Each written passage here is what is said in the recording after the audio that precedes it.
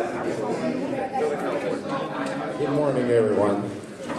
I'm Ted Davis, and I'm the current president of the Holman United Methodist Men's Organization. And if you look at our theme for today, it's men working it. So this is a start. We have a lot to do, but with our stick-to-itiveness and work ethics, we can make it happen. This morning, I'm going to read just a little bit. Mostly I'm going to speak from my heart, because I was told to don't read this bio, to speak from the heart. So what I'm introducing is our senior pastor, Reverend Sauls. To be here with you, and I'm very, very excited about our time today and beyond. When we got together with some of our men here at the church, we wanted to see how we can,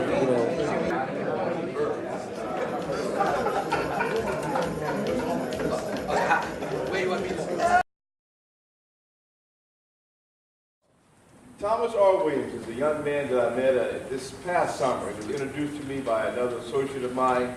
He was a speaker at our conference we had at the LA 84 outstanding facility over there, not too far from here. But he was just such an inspiration and such a phenomenal person and speaker that I knew that he was the type of individual we needed to have here today.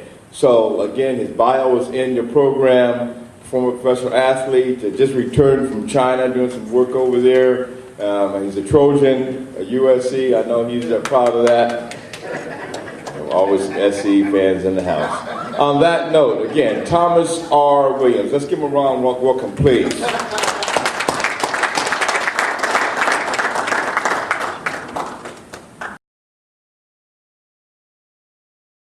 Sometimes I get so involved and so into it, I start to scream and I start to yell. So I want to save our eardrums, because if we want to cheer later on today, we want to hear the games. Because, by the way, SC is playing Notre Dame, just in case. I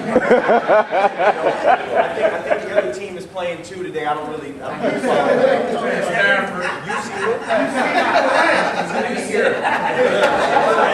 UC. So,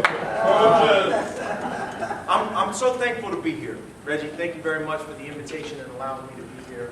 Pastor, thank you for opening up the doors to your church and allowing me to be here as well, because as I'm getting the emails and I'm going through my work and my schedule and just trying to put something into place, I constantly ask God, I say, God, what do you want? Whatever the people need to hear, not what I want to say, whatever the people need to hear. And so, men working it. So I'm wrestling with men working it, and I constantly am seeing God say, the time is now. The time is now. A few months ago, there was an incident that took place in Oklahoma. 3 boys. It took the life of a man because they were bored.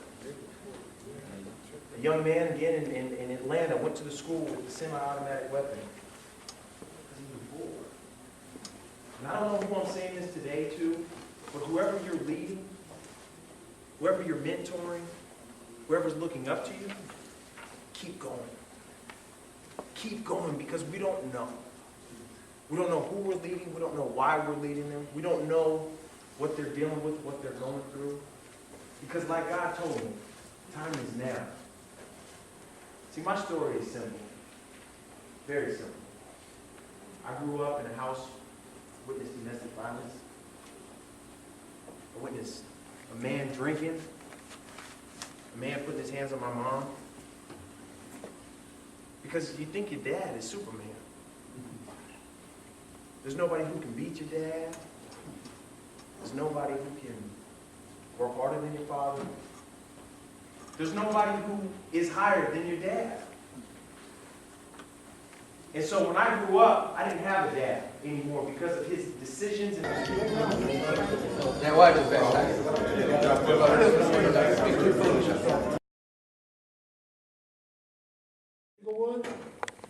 We have a on-site after-school program here at Holman United Methodist Church. We have additional sites across the country as part of my fraternity Cal-Pac.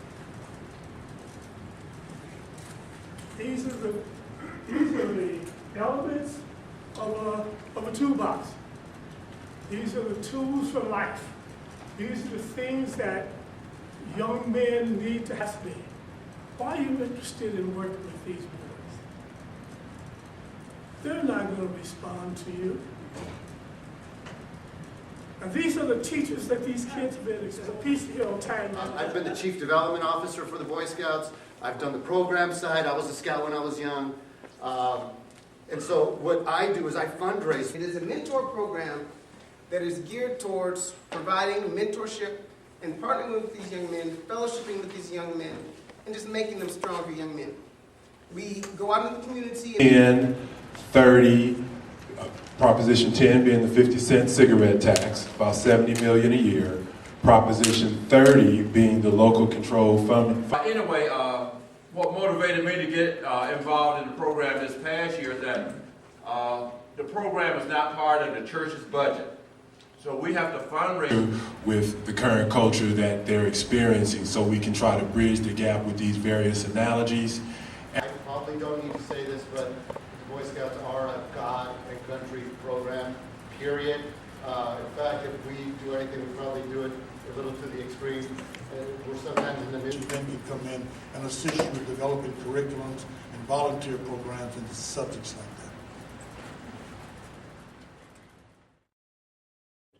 that. Because if you are not being led by Jesus Christ, I have a concern as to where you're going to be leading folk to in the church. You see? And so I tell you, I faced a really big problem yesterday. I've been in our house 50 years. Why I became a United Methodist, man, is because I needed to be around men. I needed to hear men. I needed to understand how to do this thing, how to become that proper adult. Then I moved to Korea, went through a Korean War, and after that, went to Vietnam. I served there about 6 years, and I came to America. So we had 50 members. So my only experience pastoring was in a church of 50 people with a worship attendance of 30. We grew that. On me as I was listening to Pastor speak that was 16 years ago this month. I've been back in recovery for some time now, but it gives me goosebumps to realize how far I've come from that moment of desperation and hopelessness. And I know that part of the reason why I've been able to come back and stay here. It is critical for us to have a multidimensional and multi-generational approach. Because one size doesn't fit all. And I think that's very, very important to understand around that. And then the other piece that is, I think, critical is it's not just about bringing folk into the church. We're dying as a church because we have a growing problem because we have a going problem.